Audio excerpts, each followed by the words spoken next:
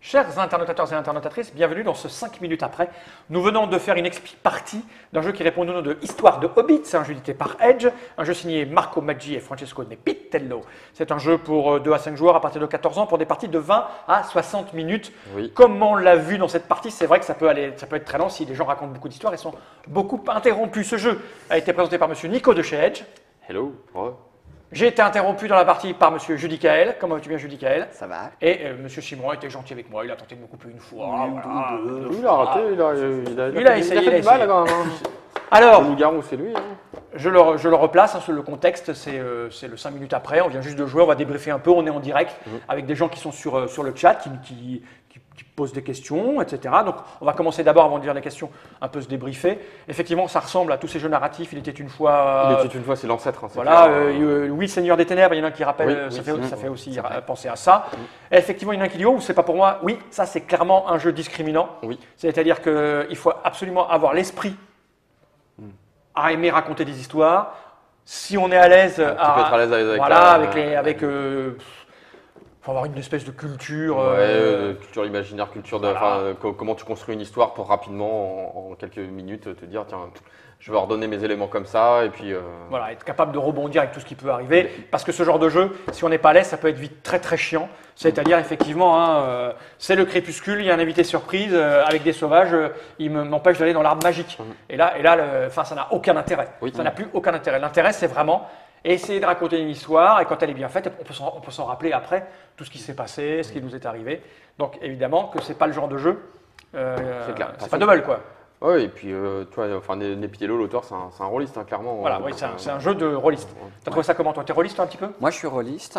Oui, ça c'est sûr, c'est fait pour les personnes, par exemple, qui ont fait une petite campagne de l'anneau unique et qui derrière se font plaisir à faire ce petit jeu, et parce qu'en plus ils peuvent se rappeler les petits trucs qu'ils ont vus pendant leur campagne et tout ça. Pour des rôlistes, clairement, c'est sympa. Toi, je t'ai senti frustré de ne pas avoir raconté ton histoire. Ouais, t'aurais bien aimé raconter. J'ai vu dans tes yeux que tu aurais bien aimé raconter. En fait, tout à l'heure, j'ai failli dire. J'aimerais bien commencer. Non. Non, mais donc ça serait plutôt ton profil de jeu, Disons que ça m'embête pas. C'est pas les jeux que je vais typiquement aller chercher, mais tu es à l'aise avec. Ouais, un peu comme moi. Je suis à l'aise à raconter des conneries. Je ne joue pas à ce genre de jeu. En vérité, je ne jouerai jamais à ce jeu-là, hein, mais ça ne me dérange pas. Je suis à l'aise dans le fait de raconter l'histoire. Donc ça marche à peu près. Surtout si tu es fan de la série. Et puis tu as lu les règles une fois et tu as réussi à peu près à nous expliquer. On a compris. Oh, 2 fois, je les ai lu. Tu as lu 2 fois. On va aller regarder les questions des gens. Le prix, tu nous as dit que ça coûtait combien? 25. 25, voilà. Enfin, 24,95, tout ça. Et puis après, en cherchant sur le The Web, avec vos cartes réduction de club, tout ça. Ça, les gens se débrouillent après. Sur la boutique Edge, ce sera 24,95. Voilà. Ok. Quelqu'un demande une bonne question. Est-ce que ça va être décliné avec Star Wars, Cthulhu, Bécassine et patati patata? Je ne pense pas. Demande Monsieur Funky Coyote. Ça pourrait. À moins que FFG s'empare du truc, mais après il y a des histoires de licence tout simplement. Là c'est vraiment donc Sophisticated Games qui a la licence pour faire l'anneau unique, qui fait un petit jeu dérivé où ils incluent des éléments de l'anneau unique, le jeu de société, le jeu de rôle. Je ne vois pas pourquoi ce serait fait. Après, des fois il y a des convergences. Il y a Monsieur Truliduli qui dit un truc très juste. Il dit c'est pas un jeu pour les centaurettes. Vous savez ce que c'est que les centaurettes, hein? La formidable vidéo de Croc. Croc qui explique les centaurettes, le joueur de jeu de rôle que tu poses dans un coin et il est gentil, il dit qu'ils sont sont bons. C'est très gentil. C'est excellent. Une carte égale une interruption sur la partie. Oui, si. Alors, il demande si c'est normal qu'il y ait autant d'interruptions. Je crois qu'en fait, on a été victime. J'ai été victime a priori d'un tirage un peu vraiment. Du tirage des icônes. Là. Voilà, les icônes. Parce que je pense que s'ils ont mis ces icônes, c'est justement pour faire en sorte que il y ait plus de, on ne soit pas interrompu. Enfin, on ne soit pas interrompu. Je m'explique. C'est-à-dire que je pense que la vraie interruption qui consiste à avoir 2 pierres doit être rare. Oui. Du coup, pour équilibrer, ils ont mis des cartes où il y a interruption automatique. Sauf que là, dans cette partie, j'ai dû me prendre 2 cartes à interruption automatique, plus vous avez eu en main des cartes qui correspondaient à ce que j'avais. Des cartes qui correspondaient. Donc, moi j'en avais en main, je ne suis pas allé. Je pense que normalement, on est beaucoup moins interrompu que ça. Oui, mais en même temps, je pense que c'est aussi pour faire intervenir les autres joueurs, parce que sinon les autres joueurs seraient un petit peu spectateurs. Là, au moins, ils sont plus actifs, mais après… Question intéressante, mais bon, on n'a pas un spécialiste. Hein. Si une interruption est interrompue, est-ce qu'on peut tenter d'interrompre encore derrière? C'est-à-dire que tu essaies d'interrompre, mais ça ne marche pas avec ton dé, est-ce que lui, il peut y aller derrière? Non, là, Là, tu as lu. J'ai lu les règles.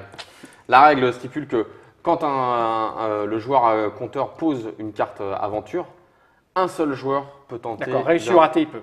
peut tenter d'interrompre le truc. Donc c'est quand tu poses la carte. Et je dois avouer que j'ai même un doute, c'est que c'est pas très clair dans les règles là-dessus, c'est que sur la première carte que tu poses, si tu poses une carte avec ce symbole, on le t'entend symbole pas. œil, est-ce qu'il y a une interruption ou Ouais, pas je pense pas, parce que moi, j'interromps tout de suite. moi. c'est- Bon, c'est pas. De toute façon, C'est un peu violent. tu relis la règle, hein, ça c'est Oui, sûr. bah Puis oui. après, c'est pas très grave. Je crois que le but principal du jeu, c'est de raconter des histoires. Oui, c'est ça. Si tu aimes un peu raconter des histoires, c'est fait pour toi. C'est même pour jouer avec des enfants, ça peut être très très rigolo. Quand je dis enfants, c'est pas 4 ans, hein, mais pourrais voilà, dire, après avant l'avoir d'aller- lu, voilà, tu peux le jouer en mode histoire avant d'aller au lit, quoi. Le papa il joue des cartes, il raconte, et l'enfant il a des cartes, et puis il y a le maléfice qui arrive, et tu enchaînes derrière. Et Après avoir lu le Hobbit avec eux, Voilà, c'est ça, par ça la peut suite, marcher on comme ça. peut faire- c'est ça, c'est surtout pour l'ambiance. Le reste, on s'en fout beaucoup. Il a raison, monsieur Personne. Bon, on a tout dit, je crois. Hein. Ouais. C'est un 5 minutes après qui a besoin de durer des plombs. Hein. Non. On a compris qu'il n'y a pas de stratégie sophistiquée, pas de tactique. Voilà, tout est dit. Merci Nico d'être venu Merci jusqu'à à là pour nous toi expliquer comment ça d'avoir marchait.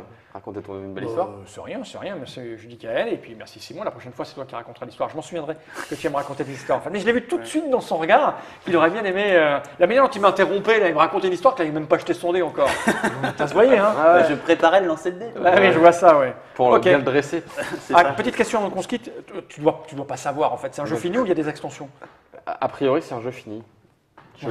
Voilà. A priori, c'est un jeu fini. Mais Sophisticated Game, là, ils font pas de jeux de société. Hein, donc Ouais, c'est vraiment un. C'est vraiment Ça- plus que c'est l'auteur. C'est un produit qui est arrivé, alors je parle de produit, hein, excusez-moi pour ceux qui parlent de jeu, c'est un produit qui est arrivé un petit peu comme ça, comme un cheveu sur la soupe, ils nous l'ont proposé chez Edge, on a dit ok, on y va.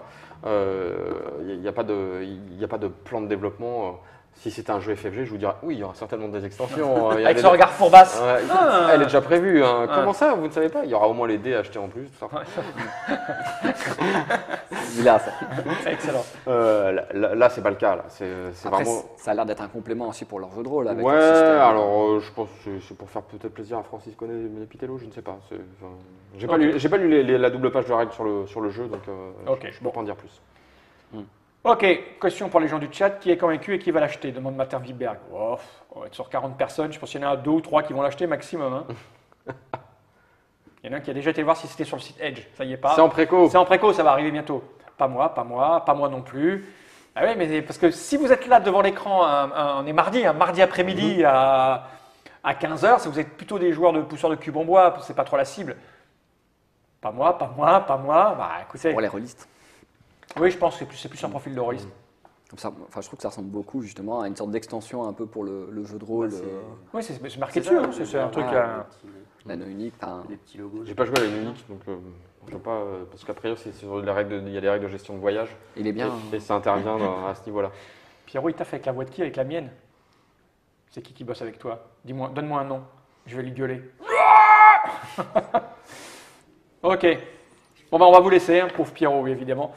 Je vous dis, il n'y a que les chômeurs ou les travailleurs indépendants qui nous regardent à cette heure-là. Donc, tu sais, ou les gens malades, il y a un moment donné. Moi, quand j'étais jeune, la musique de Madame. La une est à vous. Non, c'était Madame. Comment ça s'appelait? Quand tu étais malade, moi j'allais à la maison, tu n'allais pas à l'école. Oui. Il y avait un truc avec une émission de bonne femme l'après-midi. C'était je avec. ne saurais te dire. Aujourd'hui Madame. Ça s'appelait Aujourd'hui Madame. Ta musique, c'était synonyme de fièvre. Donc il y a des gens, ça va être ça bientôt. Ils vont nous regarder le générique du 5 minutes après. Pour eux, ça va être synonyme de j'en fous rien l'après-midi. Bon, on vous laisse parce que je crois qu'on a dit tout ce qu'on avait à dire sur le jeu. Voir des choses qui n'avaient rien à dire, monsieur Nico. Merci. Ben, merci à toi. Je dis Kael, Simon. Merci. Jenny Wright.